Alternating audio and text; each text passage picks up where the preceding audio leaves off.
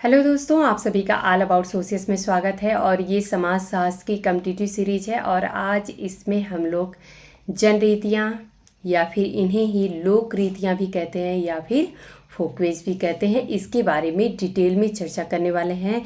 सबसे पहले हम लोग ये समझेंगे कि जन रीतियाँ होती क्या हैं और इनके विभिन्न विचारकों ने कौन सी परिभाषाएं दी हैं तथा इनकी विशेषताएं कौन सी हैं। तो आज इसके बारे में हम लोग डिटेल में चर्चा करने वाले हैं। चलिए हम लोग प्रारंभ करते हैं। तो जन रीतियाँ जो हैं, सबसे पहले समझ लेते हैं कि जन रीतियाँ क्या होती हैं। जन रीतियाँ जो होती हैं अर्थात जनता की रीतियाँ, बहुत ही सिंपल शाब्दिक अर्थों में देखा जाए तो जन रीतियों का अर्थ होता है कि जनता की रीतियाँ। रीतियों का अर्थ क्या होता है? रीतियों का अर्थ ये होता है कि हमारे डेली के रोज़मर्रा के जीवन में कार्य करने के कौन से तरीके होते हैं, उन्हीं को हम रीतियाँ कहते हैं। जैसे कि हमारे भोजन करने के तरीके, हमारे स्नान करने के तरीके, किसी मेहमान का सत्कार करने का तरीका या फिर हमारे घूमने फिरने के तरीके कैसे होते हैं, इन्हीं को हम रीतियाँ कहते हैं।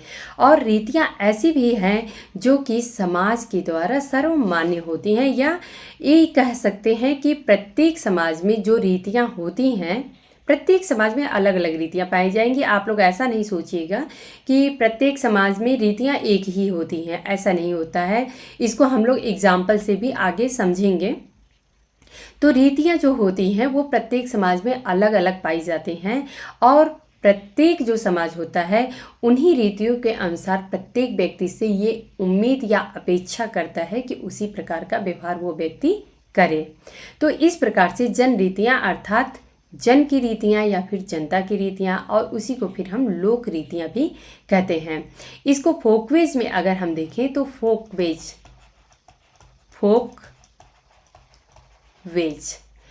का अर्थ होता है लोक और वेज का अर्थ होता है रीतियाँ।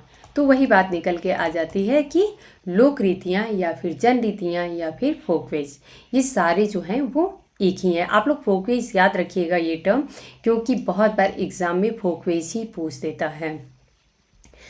अब अगर जनरीतियों की बात करें तो सबसे पहले ये कॉन्सेप्ट जो है वो अमेरिका के जो समाजशास्त्री हैं विलियम ग्राहम समनर ने दिया था। विलियम ग्राहम समनर की बात आती है तो यहाँ पे इनकी महत्वपूर्ण पुस्तक है जो कि फोकवेज ही है, अर्थात लोक रीति। फोकवेज जो पुस्तक है, यहाँ पे जन रीतियों को मैंने फोकवेज इन्वर्टेड कामा में कर दिया है कि इसे फोकवेज भी कहते हैं, और यही इनकी पुस्तक का भी नाम है। और ये पुस्तक 1906 में प्रकाशित हुई थी। तो ये आप लोग याद रखिएगा, क्योंकि ये अपने आप में बहुत ही इम्पॉर्टेंट है। ये विभिन्न एग्ज़ामों में ये जो पूछ दिया जाता है कि फोकवेज किस साल प्रकाशित हुई थी, तो ये भी अपने आप में बहुत ही इम्पॉर्टेंट ईयर है, क्योंकि ये पुस्तक अपने आप में महत्वपूर्ण इसलिए हो जाती है कि इसे समाजशास्त्र का ओल्ड टेस्टामेंट या फिर ये बोल सकते हैं कि समाजशास्त्र का धर्म पुस्तक भी कहा जाता है। तो ये पुस्तक अपने आप में बहुत ज़्यादा महत्वपूर्ण है और इसमें ग्राहम समनर ने संस्थाओं का किस प्रकार से उद्भव हुआ है, विकास हुआ है, इसकी चर्चा इन्होंने फोकवेज में की है। अब यहाँ पे ग्राहम समनर की बात चल रही है तो इनसे संबंधित कुछ इंटरेस्टिंग फैक्ट है, उसको भी हम लोग समझ लेंगे। आप लोगों को पता है कि समाजशास्त्र का उद्भव जो है ऑगस्ट काम्टे के द्वारा फ्रांस में 1838 ईस्वी में हुआ था। ये आप सभी को क्लियर है, ये सभी को, जो भी एक समाजशास्त्र का विद्यार्थी है सबको पता है कि 1838 में फ्रांस में ऑगस्ट काम्टे के द्वारा समाजशास्त्र का उद्भव हुआ था। अब यहीं पे 38 और इसमें आप लोग जोड़ दीजिए। आप लोगों को एक ऐसा फैक्ट बता रही हूँ जो आप लोगों को कभी नहीं भूलेगा। 38 आप लोग इसमें जोड़ दीजिए, ये हो जाएगा 1876। 1876 ईस्वी में येल विश्वविद्यालय में ग्राहम समनर ने पहली बार समाजशास्त्र का अध्यापन कराया था। तो इनको प्रथम प्रवक्ता भी बोला जाता है समाजशास्त्र का। अब अगर परिभाषाओं की बात करें तो यहाँ पे हम लोग देख लेते हैं कि विभिन्न विचारकों ने समाजशास्त्र में जो जन रीतियाँ हैं इससे संबंधित कौन सी परिभाषाएं दी हैं। तो गिलिन एवं गिलिन की यदि बात करें तो कहते हैं कि जन रीतियाँ दैनिक जीवन के व्यवहार के वे प्रतिमान हैं जो अनियोजित अथवा बिना किसी तार्किक विचार के ही सामान्यतः समूह में अचेतन रूप में उत्पन्न हो जाते हैं। तो यहाँ पे गिलिन एवं गिलिन कहते हैं कि जो जनरीतियाँ होती हैं वो दैनिक जीवन के व्यवहार अर्थात हमारे डेली के रोज़मर्रा जीवन में किस प्रकार से हम व्यवहार करते हैं उसके वे प्रतिमान हैं जो कि अनियोजित होते हैं, अर्थात ये प्लान नहीं होते। ये इनके की टर्म्स हैं, आप लोग ध्यान रखिएगा। और बिना किसी तार्किक विचार के होते हैं, अर्थात इसमें तार्किकता भी नहीं पाई जाती है। हमसे बस ये अपेक्षा की जाती है कि हम ऐसा व्यवहार करें जो कि समाज के जो मूल्य हैं उनके अनुसार हो, लेकिन हमारे ऊपर कोई बाहरी दबाव नहीं डाला जाता है कि नहीं हमें ऐसा करना ही है। तो ये बिना किसी तर्क के विचार हैं जो कि सामान्यतः समूह में अचेतन रूप में उत्पन्न हो जाते हैं। मैकाइवर एवं पेज ने कहा है कि जनरीतियाँ समाज में मान्यता प्राप्त अथवा स्वीकृत व्यवहार की प्रणालियाँ हैं। तो मैकाइवर एवं पेज का जो कथन है वो बहुत ही सिंपल है, बहुत ही छोटा सा इनका जो कथन है वो बोलेंगे तो आप लोग इसको इसलिए याद रख सकते हैं। इन्होंने बस इतना ही कहा है कि जनरीतियाँ जो हैं उस समाज में मान्यता प्राप्त अथवा स्वीकृत व्यवहार जो होती है, अर्थात ये समाज से उम्मीद की जाती है कि आप ऐसा व्यवहार करें। तो इनकी एक ये प्रणालियाँ होती हैं, अर्थात ये एक ताना बाना बोल सकते हैं या फिर एक सिस्टम होता है। ग्रीन ने कहा है कि जनरीतियाँ कार्य व्यवहार करने की वे विधियां हैं जो एक समाज या समूह में समान रूप से पाई जाती हैं। तो यहाँ पे आप लोग देख सकते हैं कि ग्रीन ने कहा है कि जनरीतियाँ जो होती हैं वो कार्य करने की या व्यवहार करने की वे विधियां होती हैं जो कि एक समाज में या फिर एक समूह में, हर समाज की बात नहीं हो रही है, आप लोग इसको बहुत ही बारीकी से समझिएगा कि इन्होंने कहा है कि एक समाज या समूह में समान रूप से पाई जाती है। ऐसा इन्होंने क्यों कहा है? क्योंकि विभिन्न समाज में जनरीतियाँ अलग अलग पाई जाती हैं तथा जो एक पीढ़ी से दूसरी पीढ़ी को हस्तांतरित होती रहती हैं। तो यहाँ पे ये इनका की टर्म हो जाता है कि एक पीढ़ी से दूसरी पीढ़ी में ये हस्तांतरित होती रहती हैं। अब यहाँ पे हम लोग ये समझ लेते हैं कि ये सिर्फ एक समाज या समूह की बात क्यों करते हैं। जैसे कि एक छोटा सा एग्जाम्पल लेते हैं कि अगर किसी गांव में पति पत्नी हैं, मान लेते हैं कि पति पत्नी एक गांव में बाहर अगर टहलने निकलते हैं, पहले तो साथ में वो टहलने नहीं निकलेंगे, अगर निकलते भी हैं तो वो ऐसा नहीं है कि दोनों हाथ पकड़ के या कंधे पे हाथ रख के और टहल सकें, क्योंकि वहाँ का जो एक बोलेंगे जन रीति या लोक रीति है वो उसकी अनुमति नहीं देता है। ऐसा नहीं है कि आपने अगर हाथ पकड़ लिया तो आपको पनिशमेंट दे दिया जाएगा या आपने कोई बहुत बड़ा गुनाह कर दिया या फिर आपसे कोई अपराध हो गया, ऐसा नहीं होगा। लेकिन वहाँ पे ये लोग हंसी मजाक में या फिर ऐसे ही ताने दे के बोल सकते हैं कि देखो इनके अंदर थोड़ी भी शर्म हया नहीं है या इनको किस तरीके से रहना चाहिए इसकी समझ नहीं है। क्योंकि वहाँ पे इस समाज में जो एक भारत देश की बात करें, ग्रामीण समाज की बात करें, वहाँ पे ये चीज़ें जो हैं वो कॉमन नहीं लगेंगी। लेकिन वहीं पे अगर हम शहरों की बात करें, अगर भारतीय समाज के ही शहरों की बात करें तो लोग आराम से पति पत्नी हाथ में हाथ मिला के आराम से वॉकिंग करते हैं। या फिर अगर पश्चिमी देशों की बात करें तो वहाँ पे तो एक बहुत ही कॉमन सी बात है, और अगर उन्हें कोई कहे भी कि ये अच्छा नहीं लग रहा है या जो कुछ भी, तो भी उन्हें कोई फ़र्क नहीं पड़ता है। हालांकि अगर देखा जाए तो पश्चिमी देशों में हमारे भारतीय देशों की तुलना करें तो वहाँ का जो कल्चर है वो काफ़ी इस मामले में अलग है।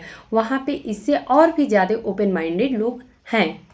अब यहाँ पे मैरिल एवं एल्ड्रिच की बात करें तो इन्होंने कहा है कि शाब्दिक अर्थ में जनरीतियाँ जनता की रीतियाँ हैं। तो यहाँ पे बहुत ही एक सिंपल ही वर्ड में इन्होंने कह दिया है कि जो जन रीतियाँ होती हैं वो जनता की रीतियाँ होती हैं अथवा सामाजिक आदतें हैं जो समूह द्वारा अपेक्षित हैं। अर्थात कि जो भी एक समाज है वहाँ पे ये अपेक्षा की जाती है कि आप इसी प्रकार का व्यवहार करें।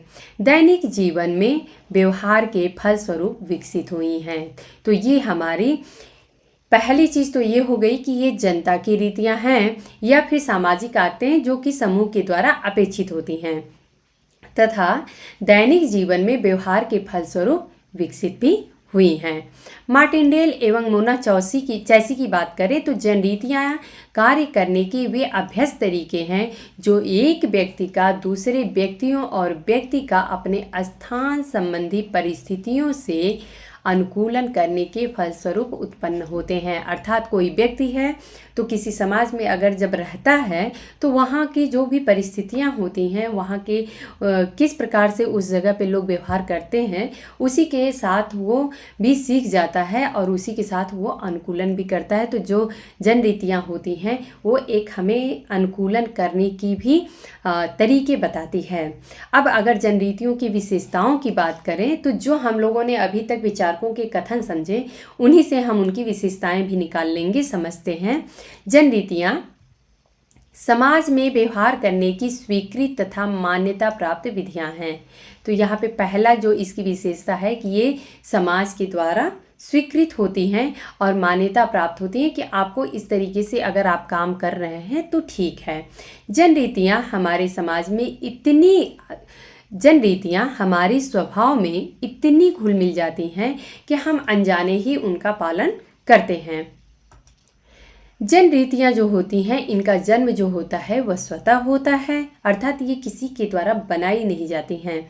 जनरीतियाँ मानव के लिए उपयोगी होती हैं। जनरीतियाँ मानव व्यवहार पर नियंत्रण रखती हैं। अर्थात जैसे एक उदाहरण से हम लोग समझते हैं कि कोई व्यक्ति है वो हमारे घर आता है, या हमारा दोस्त ही मान लेते हैं कि हमारे घर आता है, हमने उन्हें पानी के लिए या चाय के लिए नहीं पूछा, तो ऐसा नहीं है कि हमने कोई गुनाह कर दिया। लेकिन अगर वही दोस्त कल जब दो दोस्तों में और मिलके आप बात करेगा तो हमें हंसी मजाक के ही द्वारा हमें ताना देगा कि मैं तो इनके घर गया था और इन्होंने पानी पीने के लिए भी नहीं पूछा या चाय तक के लिए नहीं पूछा। तो ये जो होती हैं जनरीतियाँ वो मानव व्यवहार पर नियंत्रण रखती हैं कि आखिर में हमें किस प्रकार से व्यवहार करना चाहिए।